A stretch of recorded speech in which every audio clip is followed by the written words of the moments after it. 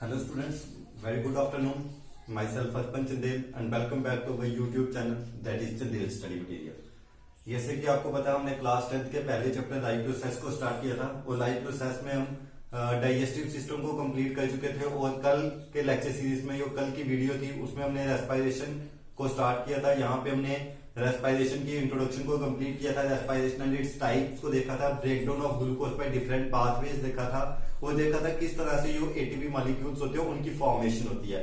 आज हम उससे अगले टॉपिक के ऊपर चलेंगे, वहां पे हम देखेंगे कि ह्यूमंस में जो रेस्पिरेटरी सिस्टम होता है वो किस तरह से होता है।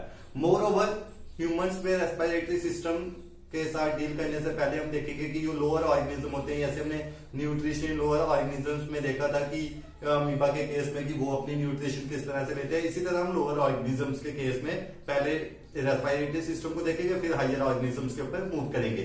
तो हमारा आज का जो लेक्चर है, जिन्होंने पिछली वीडियो नहीं देखी है वो पहले पिछली वीडियो को देख लें। यहाँ पे हमने रेस्पिरेशन की टाइप्स और ब्रेकडाउन ऑफ ग्लूकोज किया था। आज हम सबसे पहले देखेंगे that is respiration in lower organisms. हम बात करेंगे रेस्पिरेशन की किसके केस में, रेस्पिरेशन केस करेंगे हम लोअर ऑर्गेनिजम्स के केस में। तो जैसे मैंने आपको बताया था मोस्टली जो लोअर ऑर्गेनिज्म में मैक्सिमम प्रोसेसेस होते हैं, लोअर ऑर्गेनिज्म में जो मैक्सिमम प्रोसेसेस होते हैं वो किस प्रोसेस से होते हैं, डिफ्यूजन से। तो हम लिखेंगे इन lower organisms, in lower organisms respiration in lower organisms, respiration occurs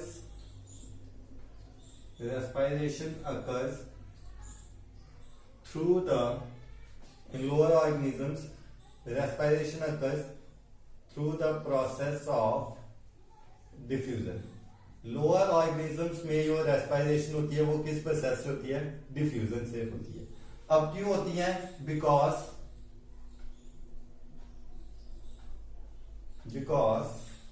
उनकी जो बॉडी होती है, because their body is in direct contact, because their body is in direct contact with the surface।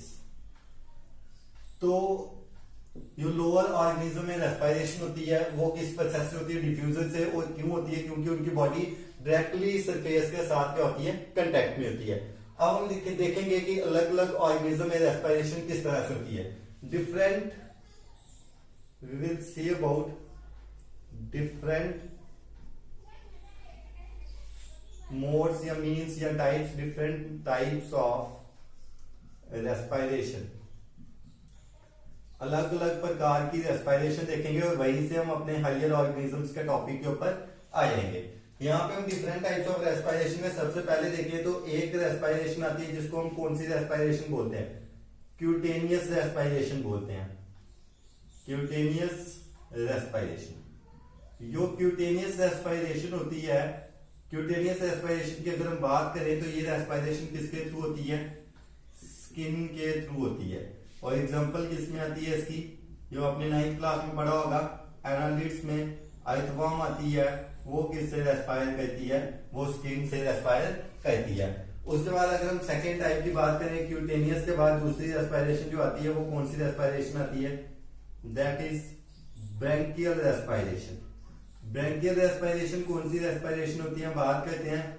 Branchial respiration होती है जो organisms किससे respire करते हैं, थ्रू गिल्स से। और एग्जांपल कौन सी आती है इसमें, फिशेस की एग्जांपल आती है। उसके बाद अगर हम थर्ड टाइप की बात करें, ब्रैंकियल के बाद आपकी थर्ड टाइप में आएगी। थर्ड टाइप जो हम लिखते हैं वो हमारी कौन सी आती है, that is tracheal respiration. Third one is the tracheal respiration. और ये जो ट्रैकियल रेस्पिरेशन होती है, ट्रैकियल रेस्पिरेशन किसके थ्रू होती है, ट्रैकियल रेस्पिरेशन होती है थ्रू ट्रैकिया। ट्रैकिया भी लिख सकते हैं, यहाँ स्पाइरेकल्स लिख सकते हैं, ट्रैकिया और स्पाइरेकल्स। एग्जाम्पल किस में आती है, ये एग्जाम्पल आती है इंसेक्ट्स में। और फोर्थ टाइप की जो आपकी रेस्पिरेशन आएगी वो कौन सी आएगी? Fourth type is that is pulmonary respiration. और पल्मोनरी रेस्पिरेशन कौन सी रेस्पिरेशन होती है? ये किसके थ्रू होगी? पल्मोनरी रेस्पिरेशन किसके थ्रू होगी? लंग्स के थ्रू होगी। और एग्जांपल किसकी आएगी इसमें? That is human beings. तो हमारी बॉडी में जो रेस्पिरेशन होती है वो कौन सी रेस्पिरेशन होती है? पल्मोनरी रेस्पिरेशन होती है। तो यहाँ पे हम देखा कि लोअर ऑर्गेनिज्म में जो रेस्पिरेशन होती है वो डिफ्यूजन के प्रोसेस से होती है और उनकी बॉडी डायरेक्ट कंटेक्ट होती है किसके साथ? सरफेस के साथ। फिर हमने देखा कि अलग अलग टाइप्स की रेस्पिरेशन कौन सी? क्यूटेनियस रेस्पिरेशन जो स्किन के थ्रू हो रही है, एग्जांपल अर्थवॉर्म की आई। ब्रैंकियल रेस्पिरेशन जो गिल्स के थ्रू हो रही है, एग्जांपल फिशेस की आ गई। ट्रैकियल रेस्पिरेशन जो ट्रैकिया स्पाइरेकल से हो रही है, एग्जांपल इंसेक्ट्स आ गई। एंड लास्ट में इज द पल्मोनरी रेस्पिरेशन जो लंग्स के थ्रू हो रही है, एग्जांपल किसकी आ गई? ह्यूमन बींग्स की आ गई। अब हम बढ़ते हैं नेक्स्ट अपने मेन टॉपिक की तरफ। यहाँ पे हम देखेंगे रेस्पिरेशन किसके केस पे? रेस्पिरेशन हम देखेंगे हायर ऑर्गेनिजम्स के केस में। तो मतलब हमारा टॉपिक यहाँ से स्टार्ट होएगा, that is respiration in higher organisms और ह्यूमन रेस्पिरेटरी सिस्टम। और दूसरी साइड पे मैंने आपको ह्यूमन रेस्पिरेटरी सिस्टम की डायग्राम बना के दिखाई हुई है। तो आप सभी बच्चे उस डायग्राम को अच्छे से अपनी कॉपी के ऊपर नीट एंड क्लीन वे से बनानी है और लेबलिंग करनी है उसको। तो नेक्स्ट टॉपिक आपका आएगा respiration in higher organisms human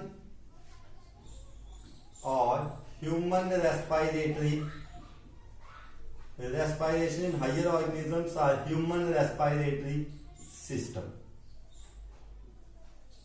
तो अगर हम बात करें हायर ऑर्गेनिजम्स की या ह्यूमन रेस्पिरेटरी सिस्टम की, तो हम लिखते हैं कि जो ह्यूमंस में रेस्पिरेटरी सिस्टम होता है it is well developed. Respiratory system in higher organisms, respiratory system in higher organisms क्या होता है? Is well developed. जो रेस्पिरेटरी सिस्टम होता है ह्यूमन बींग्स में वो काफी अच्छे से डेवलप्ड होता है। It consist of two parts. तो जो रेस्पिरेटरी सिस्टम हायर ऑर्गेनिज्म से होता है वो वेल डेवलप्ड होता है और इसके दो पार्ट्स होते हैं। It consist of two parts. इसके दो पार्ट्स होते हैं। अब वो दो पार्ट और कौन से होते हैं? अगर हम बात करें, एक पार्ट होता है जिसको हम क्या लिखते हैं? First one is the respiratory tract. आपको याद होगा हमने डाइजेस्टिव ट्रैक्ट भी किया था, उसी तरह रेस्पिरेटरी ट्रैक्ट आ जाएगा। मतलब ईयर का रास्ता की वो कहां कहां से ट्रेवल होके जाती है। और सेकेंड पार्ट इसका आएगा जो हम लिखेंगे that will be the respiratory organ. कि ये जो गैसेस एक्सचेंज होती है ये कहां पे आके एक्सचेंज होगी उस ऑर्गन के बारे में बताओ। तो अगर हम रेस्पिरेटरी ट्रैक्ट में देखें तो इसमें हम कुछ पार्ट्स के साथ डील करेंगे। यहां पे हम सबसे पहले देखेंगे एक्सटर्नल नॉस्ट्रिल्स को। Will discuss about external nostrils.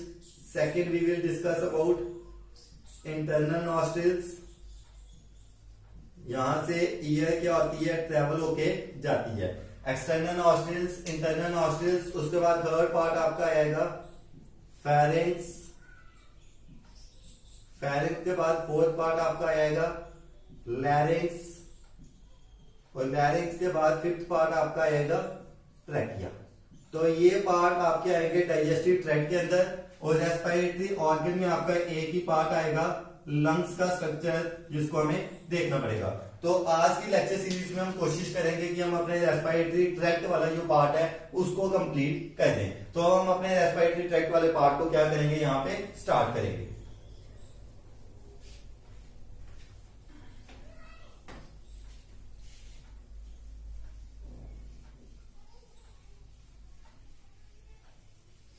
तो रेस्पिरेटरी ट्रैक्ट में सबसे पहला पार्ट आपका कौन सा आया था? सबसे पहला रेस्पिरेटरी ट्रैक्ट में पार्ट आया था आपका external nostrils.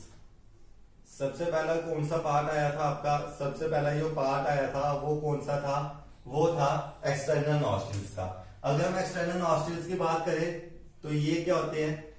These are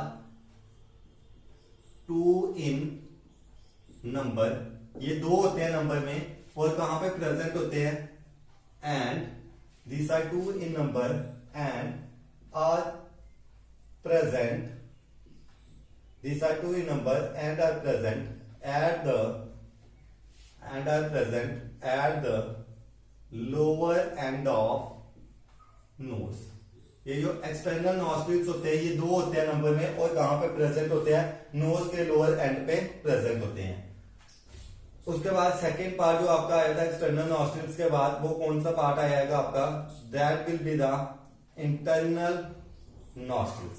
external nostrils के बाद जो दूसरा पार्ट आएगा वो आपका कौन सा आएगा, इंटरनल नॉस्ट्रिल्स आएगा। ये भी क्या होते हैं, these are also 2 in number, ये भी 2 होते हैं नंबर में, पर ये एक दूसरे से सेपरेटेड होते हैं, and are, these are 2 in number and are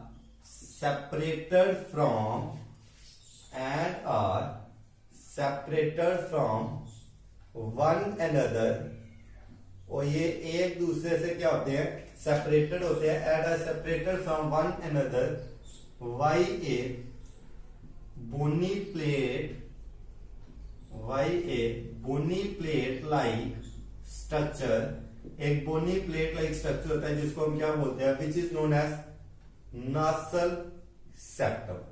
ये जो एक्सटर्नल नॉस्ट्रिल्स होते हैं ये 2 होते हैं नंबर में और नोज के लोअर एंड के ऊपर प्रेजेंट होते हैं, और ये किसके लिए होते हैं, this are used for receiving the air. आप यहां पे लिख सकते हो यूज्ड फॉर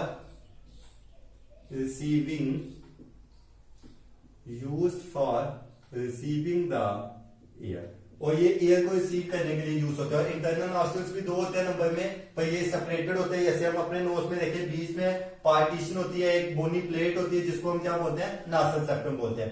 इंटरनल नॉस्ट्रिल्स को 3 पार्ट्स में डिवाइड करते हैं। It consist of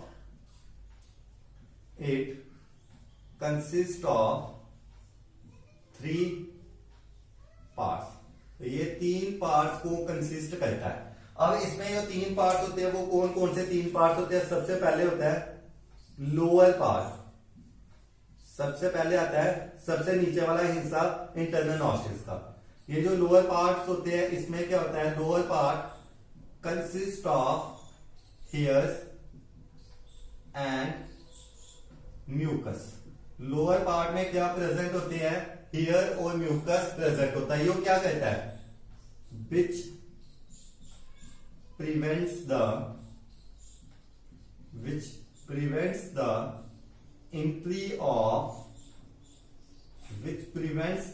entry of dust particles। जो इन डस्ट पार्टिकल्स की एंट्री को क्या कहता है, प्रिवेंट करता है।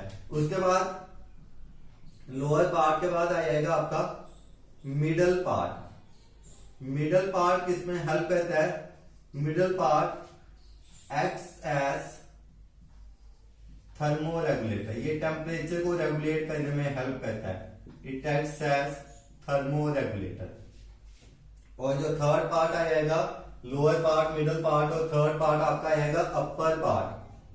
अपर पार्ट जो नोज का होता है वो किसमें हेल्प करता है, upper part helps in smelling. जो अपर पार्ट होता है वो किसमें हेल्प करता है, स्मेलिंग में हेल्प करता है।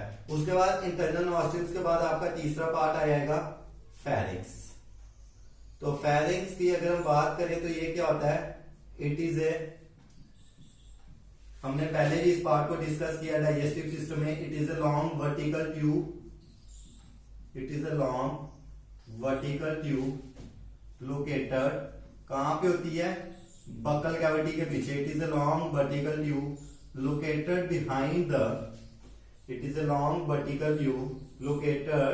Behind the buccal cavity. ये एक लंबी वर्टिकल ट्यूब होती है जो बक्कल कैविटी के पीछे लोकेटेड होती है। बोथ एयर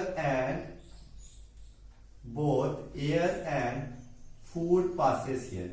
दोनों के दोनों एयर और जो फूड होते हैं वो दोनों यहां से पास करके जाते हैं।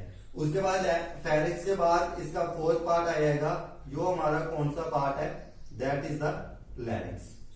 लैरिंक्स आपको डायग्राम में वहां पे दिखाई दे रहा होगा। इसको हम क्या बोलते हैं, it is also known as voice box, it is also known as voice box, या दूसरा हम इसको क्या बोलते हैं, it is also known as voice box और एडम्स एप्पल। इसको हम वॉइस बॉक्स भी बोलते हैं और एडम एप्पल भी बोलते हैं। ये जो मेल में काफी अच्छे से दिखाई देता है अगर हम देखें तो सेकेंड पॉइंट हम इसका लिख सकते हैं, more prominent in males than female. Males में ज्यादा प्रोमिनेंट होता है अगर हम फीमेल से इसको कंपेयर करें। इस वॉइस बॉक्स के अंदर क्या होता है, इनसाइड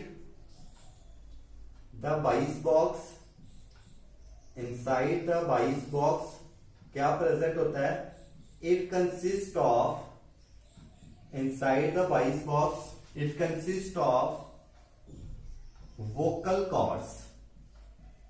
इस वॉइस बॉक्स के अंदर क्या प्रेजेंट होते हैं, इस वॉइस बॉक्स के अंदर प्रेजेंट होते हैं वोकल कॉर्ड्स, और वो कितने होते हैं, 2 in number, 2 in number.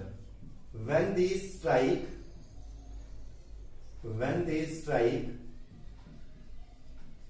vibrations, when these strike, vibrations are produced, which results in sound. तो लैरिंक्स पार्ट को हमने देखा है, इसको हम वॉइस बॉक्स में एडम एप्पल बोलते हैं। ये मेल्स में ज्यादा होता है, फीमेल में कम होता है। इस वॉइस बॉक्स के अंदर वोकल कॉर्ड्स होते हैं जो 2 होते हैं, और ये दोनों वोकल कॉर्ड्स एक दूसरे को स्ट्राइक करते हैं। आपने 9th क्लास में साउंड चैप्टर को पढ़ा होगा, तो वाइब्रेशंस प्रोड्यूस होगी, यहां से क्या प्रोड्यूस होती है, साउंड प्रोड्यूस होती है। अब हम अपने आज के लेक्चर सीरीज के लास्ट पार्ट पे आएंगे। जो हमारा लास्ट पार्ट कौन सा होगा, ट्रैकिया होगा, उसके बारे में हम यहाँ पे क्या करेंगे, डिस्कस करेंगे। तो लास्ट पार्ट आपका आ जाएगा यहाँ पे, फिफ्थ पार्ट आपका आएगा, that will be the fifth part will be the trachea. Fifth part will be the trachea. तो इसको हम क्या बोलते हैं, it is also known as wind pipe. Trachea को हम विंड पाइप भी बोलते हैं। तो ये क्या कहता है, it runs through the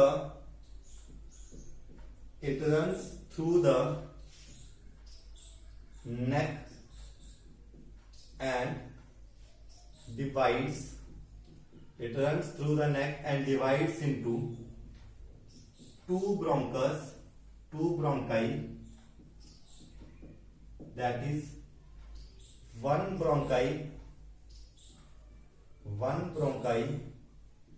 enters the right lung and एक ब्रोंकाई कहां पे एंटर करती है, राइट लंग में एंटर करती है, एंड अदर enters the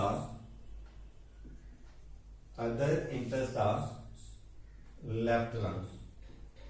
ठीक है, तो यहां पे आज का हमने लेक्चर कंप्लीट कर दिया। यहां पे हमने बात की एक्सटर्नल नॉस्ट्रिल्स की 2 होते हैं नंबर में, और एयर को रिसीव करने के लिए यूज होते हैं। इंटरनल नॉस्ट्रिल्स की बात की, 2 थे, बोनी प्लेट से सेपरेटेड थे, जिसको हमने क्या बोला, नासल सेप्टम बोला। 3 चैम्बर्स में डिवाइड किया, लोअर पार्ट जिसमें हेयर्स और म्यूकस होते हैं, डस्ट पार्टिकल्स को ट्रैप करती है, मिडिल पार्ट जो टेम्परेचर को रेगुलेट करता है, और अपर पार्ट जो स्मेलिंग में हेल्प करता है। उसके बाद फेरिंक्स, वर्टिकल ट्यूब होती है, यहाँ से खाना और जो ईयर होती है दोनों पास होती जाती है। लैरिंक्स जिसको हम वॉइस बॉक्स है, एडम्स एप्पल बोलते हैं। मेल्स में ज्यादा है, फीमेल्स में कम है। इसके पास वॉइस बॉक्स के अंदर 2 वोकल कॉर्ड्स होते हैं, वो स्ट्राइक करती है, वाइब्रेशंस होती है, साउंड प्रोड्यूस होती है। ट्रैकिया को हम विंड पाइप भी बोलते हैं, ये नेक से नीचे रन करती है। उसके बाद ये ब्रोंकस में जाके 2 पार्ट में डिवाइड हो जाती है, एक राइट लंग में एंटर कर जाएगा, दूसरा लेफ्ट लंग में एंटर कर जाएगा। अगर डायग्राम से देखते हैं तो यहाँ पे हमें दिखाई दे रहा है नासल कैविटी, नासल कैविटी के पीछे फेरिंक्स दिखाई दे रहा है, ये आपको लैरिंक्स दिखाई दे रहा है। लैरिंक्स के कितने पार्ट्स होते हैं, लैरिंक्स के 2 पार्ट्स होते हैं यहाँ पे वॉइस बॉक्स के अंदर, और जब ये दोनों स्ट्राइक करते हैं तो साउंड वहां से प्रोड्यूस होती है। यहाँ पे आपको ट्रैकिया दिखाई दे रहा है, जो नीचे रन कर रहा है, और यहाँ पे जाके ये 2 ब्रोंकस में डिवाइड हो रहा है, जो आपको यहाँ पे दिखाए हुए हैं। एक कौन से वाले साइड पे आ रहा है, एक राइट लंग पे आ रहा है, दूसरा कौन सी वाली साइड पे आ रहा है, दूसरा लेफ्ट लंग पे आ रहा है। तो हमें यहाँ पे जो ह्यूमन का रेस्पिरेटरी सिस्टम था, उसका पहला पार्ट कंप्लीट कर दिया, जिसको हम रेस्पिरेटरी ट्रैक्ट बोलते हैं। अगर आपको रेस्पिरेटरी ट्रैक्ट वाला पार्ट अच्छा लगा हो तो इस वीडियो को लाइक शेयर और सब्सक्राइब करें, और कमेंट बॉक्स में अगर आपको नोट्स चाहिए किसी तरह से भी तो आप कमेंट करके हमें बता सकते हैं। तो नेक्स्ट वीडियो में हम ये देखेंगे रेस्पिरेटरी ऑर्गन लंग्स के बारे में डिस्कस करेंगे, और ब्रीथिंग को डिस्कस करके हम इस रेस्पिरेटरी सिस्टम के लेक्चर सीरीज को कंप्लीट करेंगे, और फर्दर हम सर्कुलेटरी सिस्टम वाले टॉपिक के ऊपर मूव करेंगे। Thanks and have a nice day.